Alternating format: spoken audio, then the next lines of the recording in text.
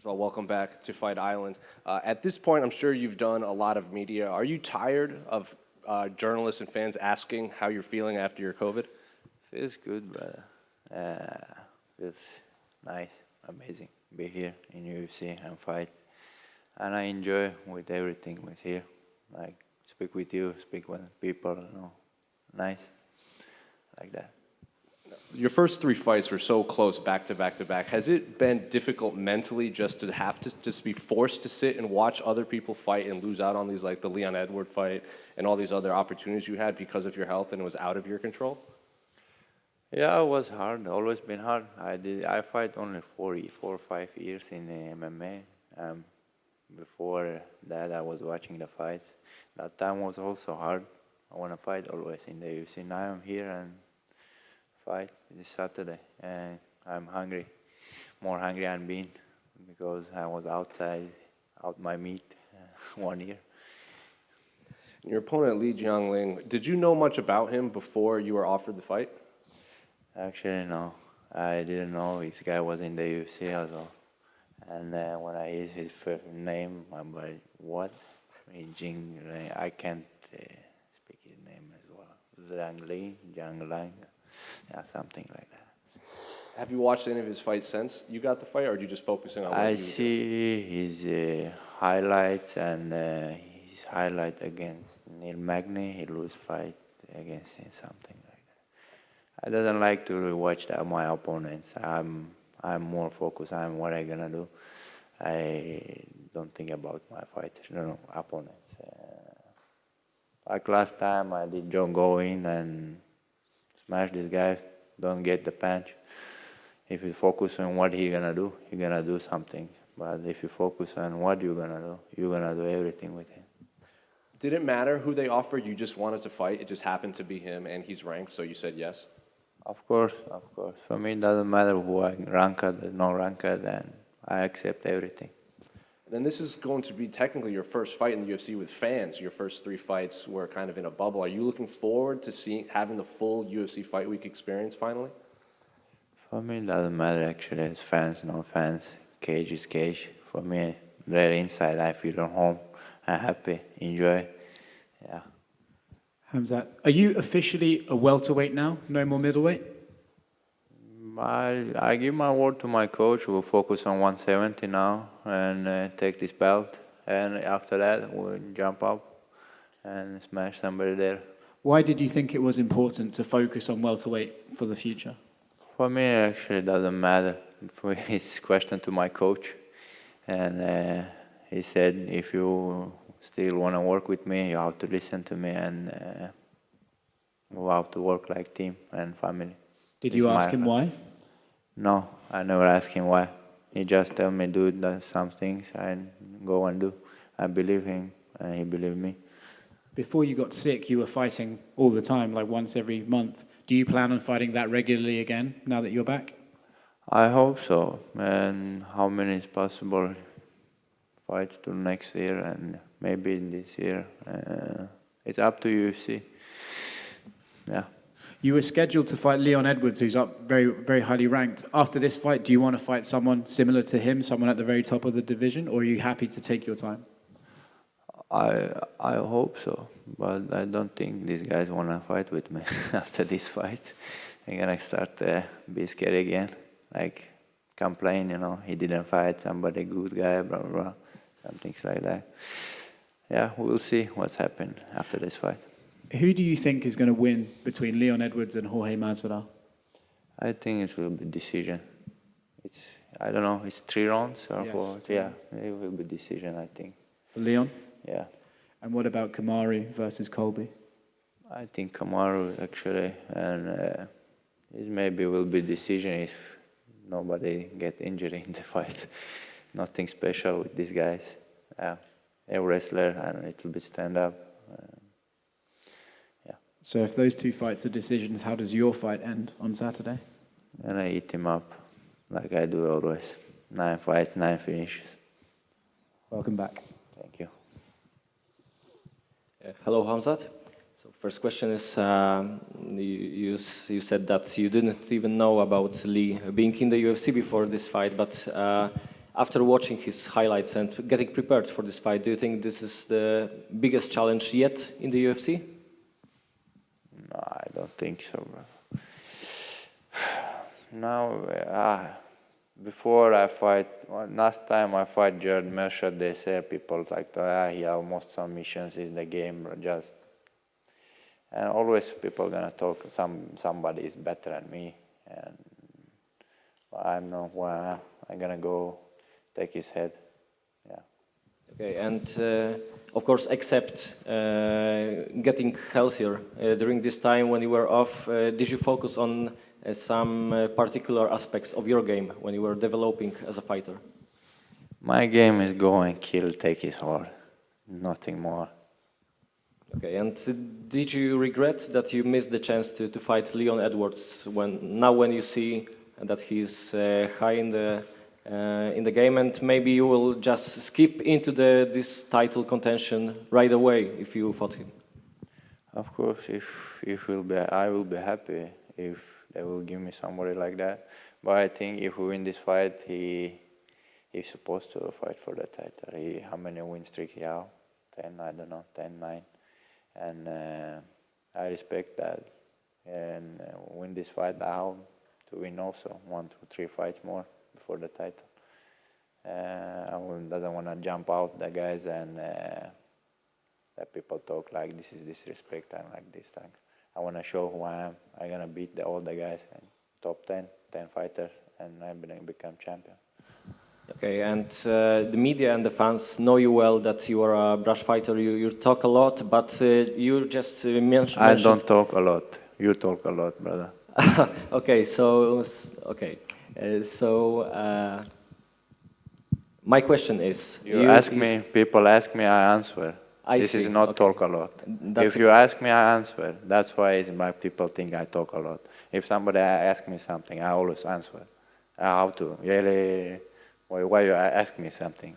Okay. If you don't ask me, guys, I'm never going to talk about something. I see. But either way, you just mentioned a few minutes ago that you obeyed your trainer, that you have to focus on welterweight, staying on this division. So I'm just curious, do your sparring partners and your trainers see totally different Khamzat, more focused, or maybe, I don't know, more humble, don't take it as a disrespect, in the gym, and the totally different Khamzat in the media, in the cage? I'm the Khamzat everywhere, but I don't know what you're talking about, but yeah, I always do hard sparring in the gym. I like to do, my sparring partners, Alex and these guys. I like when a guy's heavy, when a guy's stronger than me, and always try, to go in somewhere where, if people see, you can't win that, but I will try to win these things, I'm always change with the guys, 1 minute, 5 minutes, 5 guys, and I like this everything, but I don't know how my coach think, how they see.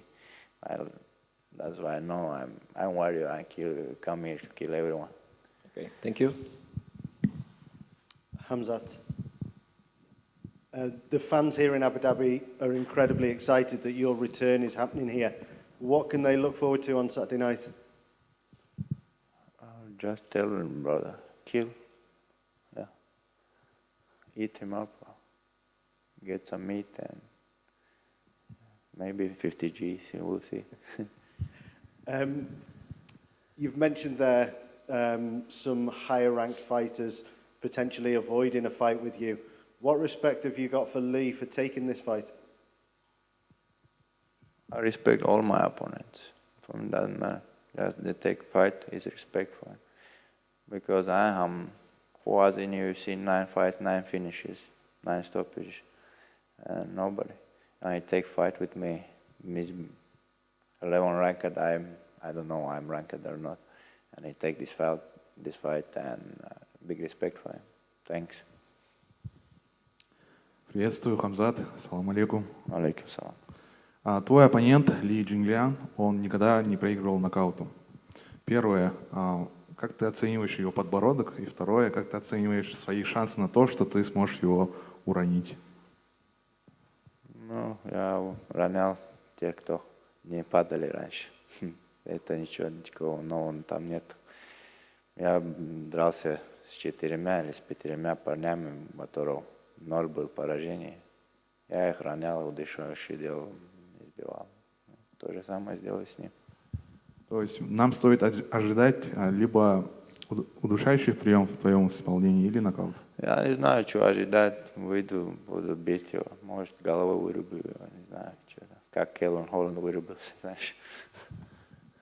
А после возможной победы собираешься ты кинуть вызов кому-либо из дивизиона? Допустим, условно тому же Камару Усману.